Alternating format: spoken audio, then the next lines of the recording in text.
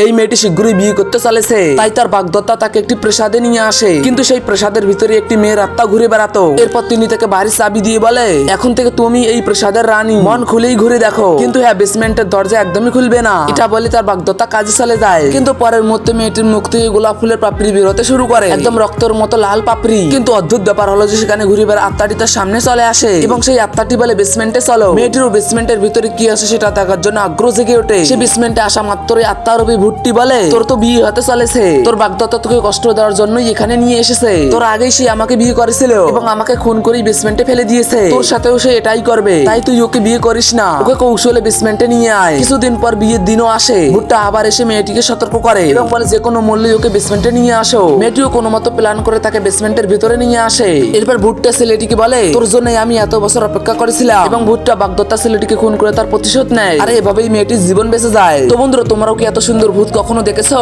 দেখলে কমেন্টে জানিয়ে যেতে একদমই ভুলবেন না।